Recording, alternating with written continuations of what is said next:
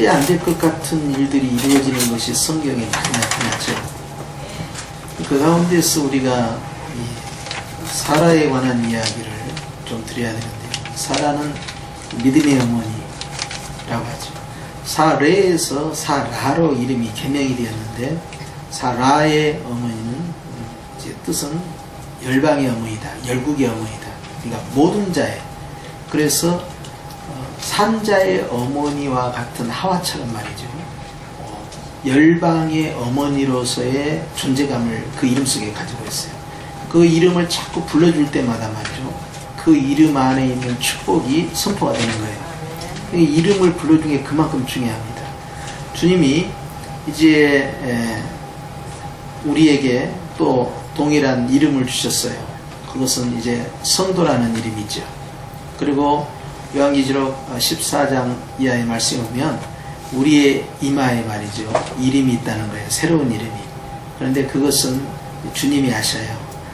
그래서 이제 그것이 입맞은 자의 이제 모습으로 등장하는데, 이름을 부를 때마다 그 이름 속에 아름다운 축복이 있어서 예수님께서도 이름을 이제 우리에게 주셨을 때 예수라는 이름 안에 구원자다, 구원의 복이 그 속에 들어있는 거죠. 그래서 예수의 이름을 선포할 때마다 그 이름 안에 들어있는 온갖 축복이 같이 선포가 돼요.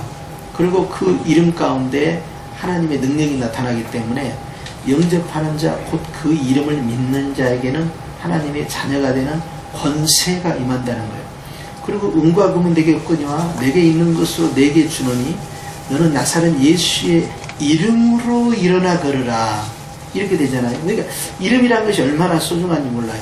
그러니까 우리가 아기가 출산했을 때 이름 잘 지어야겠죠. 뭐 대답 안 하는 이유가 뭡니까? 뭐 한번 해보자는 거예요 지금.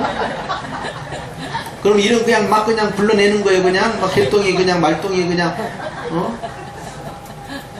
이름이 얼마나 귀중한지 몰라요. 그렇죠? 네. 식사하고 나서 좀 약간 밤이 들어요. 그래서 이 이름 안에 있는 온갖 주님의 인격과 능력과 축복이 그 속에 다 들어있는데요. 주님께서 계명작업을 계속하는 거예요. 그래서 아브라함을 이제 아브라함으로, 이제 사례를 사라로 바꾸죠. 그 다음에 이제 야곱 같은 경우는 이스라엘로 바꾼단 말이에요. 그리고 그의 이름이 나라의 이름이 돼버립니다. 이게 굉장히 놀라운 축복이죠.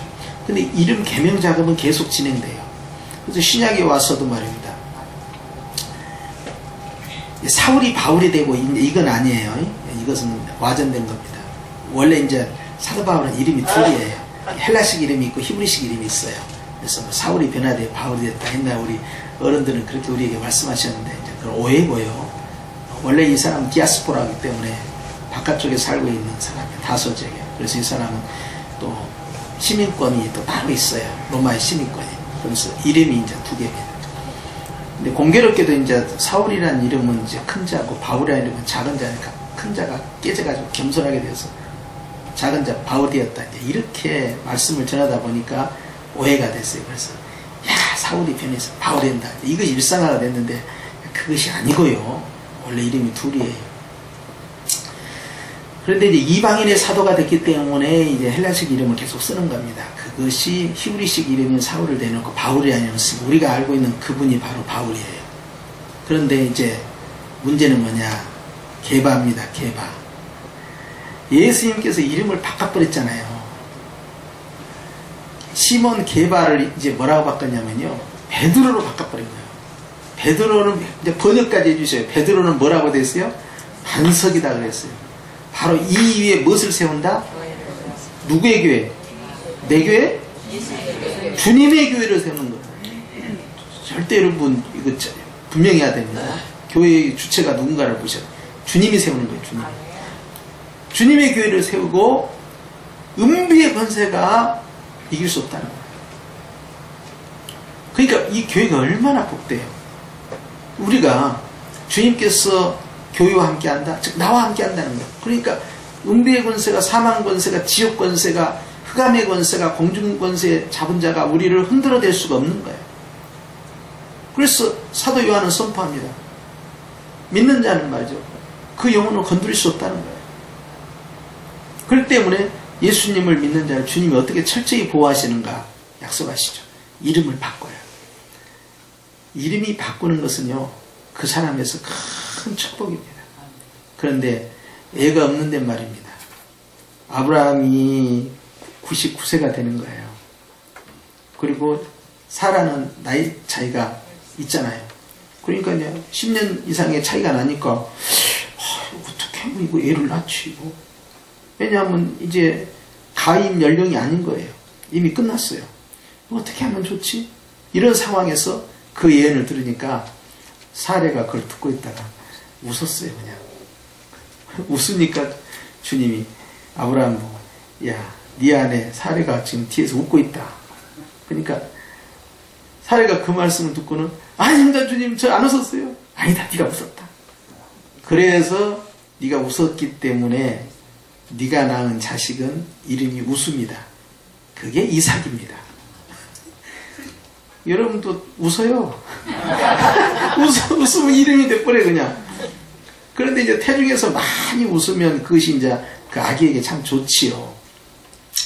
기쁨이라는 의미로 이제 그 이름이 나오게 되었는데요. 보면은 이름이 참 의미가 있습니다.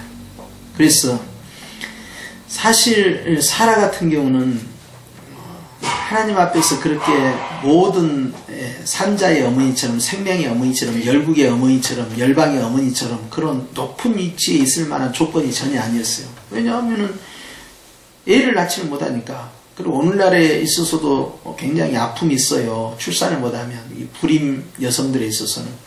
그런데 과거에 그 수천 년 전에는 어떻겠습니까? 여자가 애를 못 낳은 것에 대해서는 굉장히 수치심이 있는 거예요. 사람이 아닌 거야. 그나마 결혼을 해서 애를 못 낳고 있으니 상황이 어찌 되겠어요? 정말 힘든 상황이죠. 주님께서는 아브라함의 자손을 허락하신 게 아니고요, 아브라함과 사라의 자손을 약속하신 거예요. 그러니까 아브라함 하나 갖고는 안 됩니다. 반드시 짝이 같이 가줘야 돼.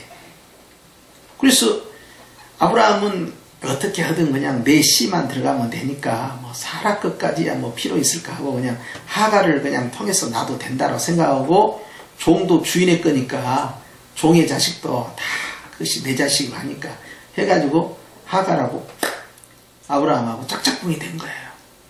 그래서 나온 사람이 누구예요? 이스마엘이라는 사람.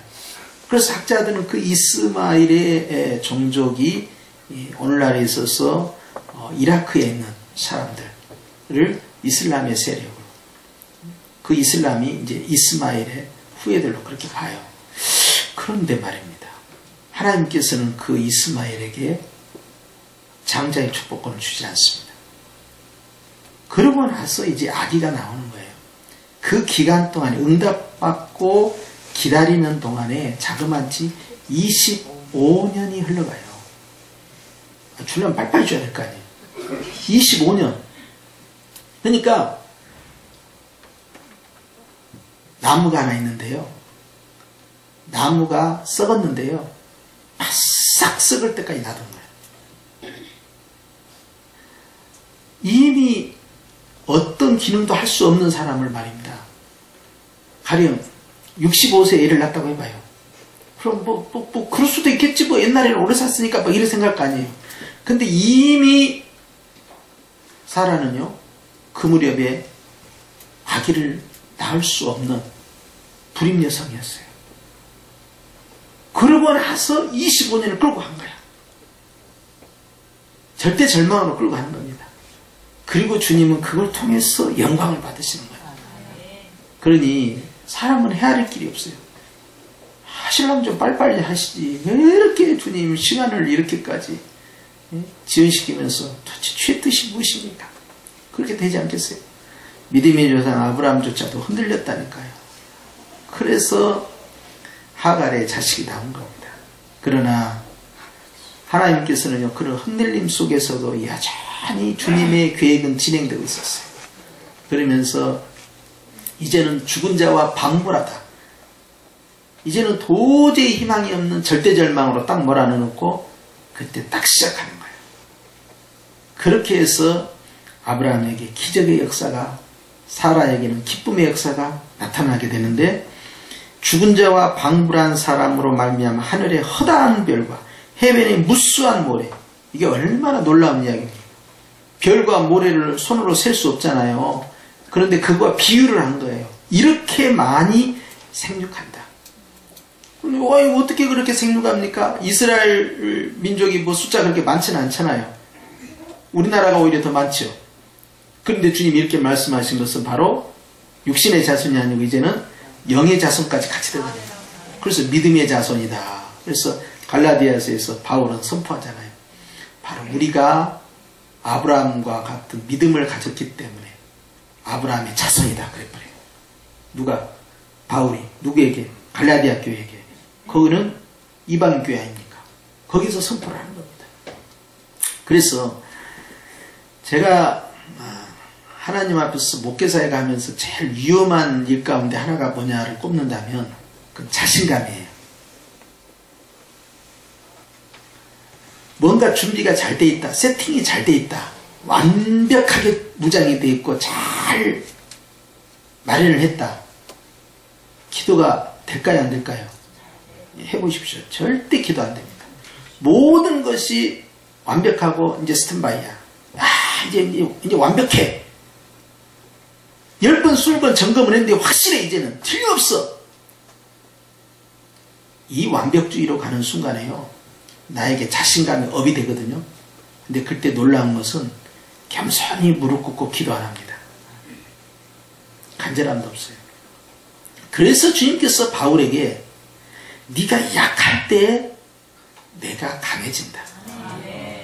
너의 그 약함을 통해서 내가 영광을 받는 것이다.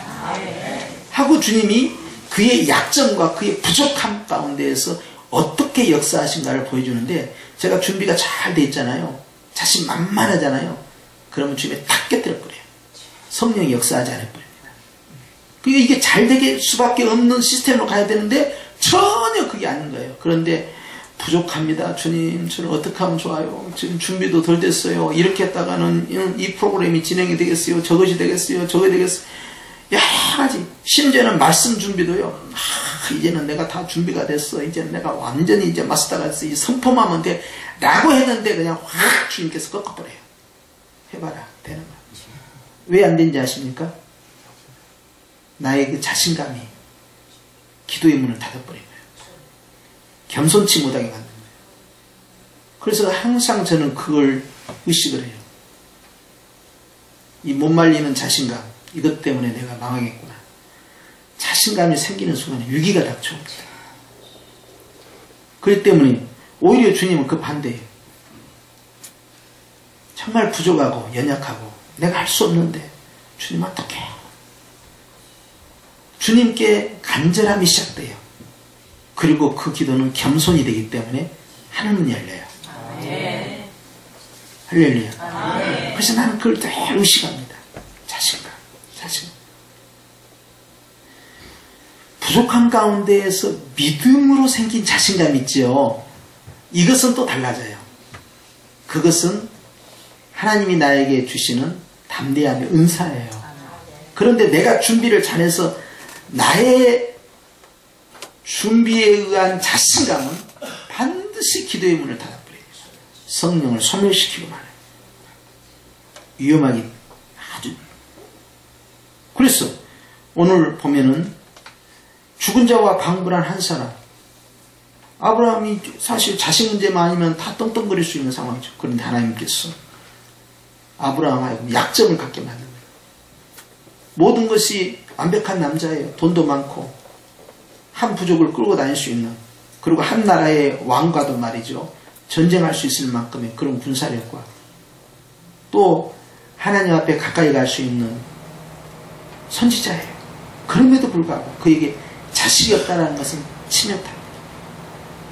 시골 농부라 하더라도 자식이 잘 돼가지고 말이죠, 남들이 불할 만한 위치에 있다든지, 남들이 정말 불할 만한 어떤 시험에 합격을 했다든지, 어떤 회사나 어떤 공무원으로 들어갔다든지, 그러면요, 사람들 앞에서 그 사람은요 부러움의 대상이 됩니다.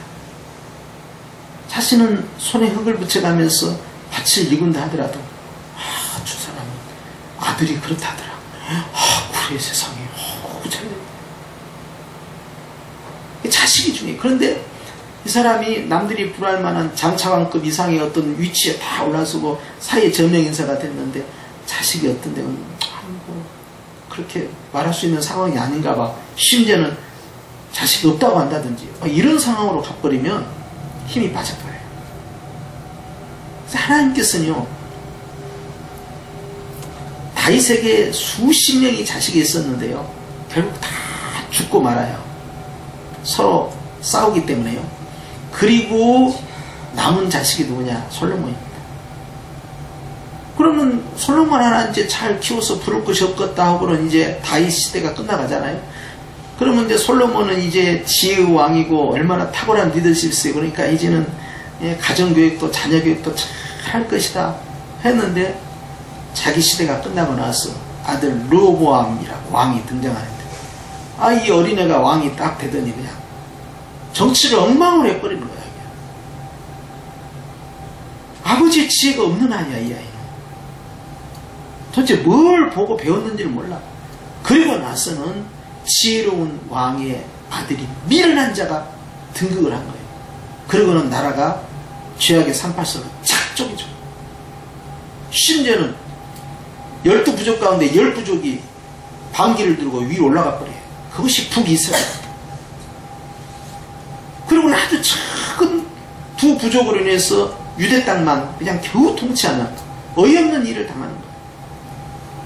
자기 할아버지가 그걸 전부 남북을 통일하면서 국론을 통일하고 하나의 국가로 형성해서 결국 자기 때까지 왔는데 할아버지 다윗이 했던 걸 다 무너뜨리고 솔로몬과 같은 자기 아버지의 지혜도 없고 지혜 없는 자가 왕이 되니까 문제가 됩니다. 그러고는 나라는 아주 아작이 납니다. 그 뒤로도 보면은 그런 일이 무수하게 많아요. 예를 들어서 모세의 자식이 뭐 별 볼 일 있어요? 모세의 자식은 별 볼 일 없어요. 성경에 등장한 그럴 것도 없어요. 그럼 여호수아의 자식이 뭐 있어요? 없어요. 없어. 제대로 교육이 안 돼서 그래서 사사시대가 바로 시작되는 거야. 이게 말이 되느냐 이 말이에요. 사무엘은 어때요? 마지막 사사고 최고의 선지자 가운데 하나라는 사무엘, 삼정직을 가지고 있다는 사무엘. 사무엘의 자식이 뭐가 있어요? 오히려 백성들이 원망을 받습니다. 아버지를 따라서 제사장이 됐는데 리더십이 형편도 없는 거야. 그 정도 영성 가지고 안 된다는 거지. 우리에게 왕 주세요. 안 돼요. 더 이상 우리 못 기다리겠습니다. 이렇게 반기를 든 거예요. 사무엘의 자식이 뭐가 있냐? 없어요. 유명한 왕 가운데 하나인데 히스기야가 있어요. 굉장히 유명하죠. 근데 히스기야 왕이 자기가 죽을 목숨을 주님께서 15년간 연장해주는 기적을 베풀었어요. 죽을 병에서 살아났단 말이에요. 그런데 이 사람이 한 번만 살려달라고 그렇게 애원하면서 살아났더니 15년간 했던 게 뭐냐? 자식 하나 딱 낳는 거예요. 자식을 낳아서 왕으로 세웠는데 그 자식이 천하의 못돼 처먹은 므낫세야. 가장 악랄한 왕. 그런 자식을 왕으로 세우려고 살려달라. 그러니까 어르신들 말고 주님이 데려가겠다 그러면 아멘하고 빨리빨리 가야 해요. 어르신들 말고 젊은 사람들만. 어르신들은 올해 만수무강하십시오. 네. 주님이 때가 됐으니 와라 했잖아요. 그런 말씀 안 하셨다면 살려달라고 해야지만 넌 때 됐어 이제 와 했잖아요. 예 가겠습니다. 받아들여야지. 주님이 뭐 장난으로 말씀합니까? 시험한 것도 아니고. 그런데 가가지고 막 울고 나 죽으면 내 망신이 아니요 주의 망신이요. 이제 나 죽으면 안 돼. 내가 지금까지 어떻게 했는가 그 기억 못하세요? 내가 어떻게 충성했는가 기억 못하세요? 하면서 막 쥐어짜는 거예요. 그러면서 15년 딱 연장 받고는 하는 일이라는 것이 바벨론 사자에게 보물과 무기를 활짝 보여주고 이렇게 좋다고 자랑해버리고 그러니까 바벨론 사자 그걸 딱 보다가 야, 이 조그만 나라에 이게 이 보물 봐라 이것 봐라 이것 봐라 무기과 성전고를 다 열어줬던 거예요. 본국에 돌아가서 무슨 말 했겠어요? 왕이요. 세상에 저 조그만 나라 유대 땅에 가봤더니요, 이건 보물이 장난이 아니에요. 반드시 먹어야 합니다. 그 황금의 땅이야. 너무너무 좋다고. 보고 안 했겠어요? 하나님께서 엄하게 책망하시고, 네가 보여준 거 다 바벨론으로 간다. 그러니까 은혜 받은 거, 은사 받은 거, 체험한 거 입으로 나발그 내가 옛날 버릇이 자꾸 나오려고 그래요. 아직 우리가 그런 사이는 아닌데 지금 공동회의 통과도 안 됐는데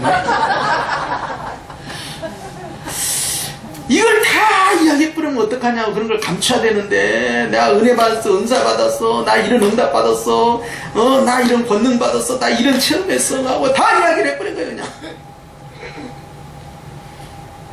가마도 보이고 떠도 보이고 자도 보이고 깨어나도 보이고 이렇게도 들리고 저렇게도 들리고 그 입 딱 잡고 채우지 않으면요 이제 큰일 나기 시작합니다. 그러고 나서는 기껏 한다는 것이 자식 하나 떨렁 하나 났어요. 그러놓고 세상에 이스라엘의 역사에서 가장 악한 왕을 세상에 만들어 놓고 가다니 히스기야만 생각하면 위에서 부위가 올라와요. 기껏 한 것이 말이에요. 15년 동안. 그런지만 아니 자기 생명이 15년 연장된다는 거 알았어요? 몰랐어요? 알았잖아요. 그럼 15년 동안 뭘 해야겠어요? 수명이 딱 정해졌으니까 자식을 위해서 뭘 해야 되겠어요? 하나님 앞에 바로 설 수 있도록 아주 엄하고 확실하게 교육하고 정권 이양하고 떠나야 될 거 아니야. 아이고 아무튼 어르신들 말고 늙어서 자식을 낳으면 얘 도대체가 말이야 사랑이 너무 넘쳐. 아이 그래서 그냥 정도껏 해야지. 애를 어떻게 키우게 버리장머리 없이 말이요. 세상에 왕으로의 자질을 물러가지고 기본 성품도 않는 애를 세상에 왕으로 세웠다는 거 아닙니까? 그래서 늙어서 애 낳으면 문제가 있더라. 어르신들 말고 보면요 자식 자랑 못할 유명인사들 우리 사회에도 많아요. 나는 유명인사들 지도자들 국가 원수급들 정치인들을 가만히 보면 참 내세울만한 자식이 없지 않냐. 그런데 말단 미관 말직에 있어도 말입니다. 자녀가 잘 되고 성실하게 생활하는 모습 보면 참 그런 사람들이 부럽잖아요. 그 자식 잘 되는 그 재미로 살다가 나는 가는 거예요. 아멘 안 하네. 아니 이 양반들이 정신을 잡수나 이상한 얘기를. 그래서 여러분 아브라함에 있어서 참 자식이 없다는 것이 얼마나 서럽겠어요. 수치스럽고. 사라는 물론이지만 이거 물러줄 자가 없잖아요. 오죽했으면 누구를 데려왔어요? 고향 떠날 때 자기 조카 롯을 데려온 거야. 여차하면 대타가 있다 이 말이지.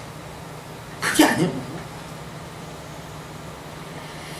하나님께서는 사라를 불쌍히 여기셨어요. 축복의 주인공, 기적의 주인공 세워주셨어요. 저는 그래요. 안 될 것 같은데 되는 일이 성경뿐만 아니라 우리의 삶 가운데요 항상 있다니까요. 기적의 하나님이요. 이거 도저히 불가능한데 이제 버스 지나가 버렸어요. 주님 이미 늦어버렸어요. 이게 누구예요? 이게 바르다야. 오라버니 죽기 전에 좀 빨리 왔으면 해결됐잖아요. 고치면 되니까. 자기 생각이지. 죽은 지 사흘 돼서 썩은 내가 풀풀 나는 시체가 살아서 나올 줄 누가 알았겠어. 근데 하나님께서는 그런 일을 따라잡시다. 너무 쉽게 하나. 너무 간단해. 주님은 그냥 뭐 고민할 거 없어. 그냥 한 말씀 하면 그냥 나와라 그러면 나오는 거야. 그냥. 아니 우리가 복잡한 것이 주님은 하나도 안 복잡해 보여. 사라가 어떻게 해서 이 복을 받았느냐. 11절 첫 문구가 뭐예요? 그게 제목이에요. 그래서 주보의 제목이 계속 이렇게 나가는 거예요. 무엇으로? 제목이 같다니까 계속. 사라는 믿음으로. 기적의 주인공, 축복의 주인공. 그걸로 끝난 게 아니죠. 열방의 어머니, 열국의 어머니. 모든 믿는 자의 어머니. 바울은 어떻게 거기다 해석을 되어 있냐면 자유자의 어머니여 이렇게 나와요. 우리의 예루살렘 어머니여 이렇게 나와요. 사랑을 하셔서 교회하고 연결시킵니다. 교회하고. 요즘 전도 안 돼요. 요즘 다 한국교회가 침체돼요. 사실이에요. 생산력이 떨어지고 불임이 되고 침체돼요. 단산이 되고. 그런데 사라 교회는 옥동자를 만들어냈습니다. 노력해서 자기가 뭔가를 해서 아니에요. 이들물에. 여러분 우리도 마찬가지예요. 우리가 노력하지 않고 충성하지 않겠다는 건 아니지만 결국 우리 힘으로 되는 거 아니고요. 누구를 의지해야 됩니까? 주님을 간절히 의지해야 돼요. 우리도 출산하는 교회, 생산하는 교회, 번성하는 교회가 돼요. 가정도 마찬가지예요. 다 틀렸다. 이제는 상황이 이게 아니야. 끝났어. 그때 주님이 움직이실 때예요. 여러분 그걸 잊으시면 안 돼요. 내가 끝났다고 할 때 주님은 그때 움직여요. 그러니까 여러분 절대 절망은 절대 없다. 시작. 절대 절망은 절대 없다. 우리 앞에는 항상 뭐가 있습니까? 그러니까 송구 영신 예배 때 나온 말씀이 그잖아요. 네가 믿으면 하나님의 영광을 보리라. 아멘. 그걸 시작할 때 잡았으면 끝까지 견고히 잡고 나아가야죠. 아멘. 1월 달에는 그랬는데 2월 달에는 근데 계속 그렇게 믿기만 하면은 뭐가 이루어집니까? 이런 말이 나와버리면 이제 큰일 났다. 아셨죠? 이렇게 해서 여러분 우리는 이번 주에도 무엇으로 출발한다고요? 믿음으로. 출발. 하나님은 하십니다. 아멘. 모든 것이 믿음 안에서 이루어지길 축원합니다. 아멘. 기도하십시오.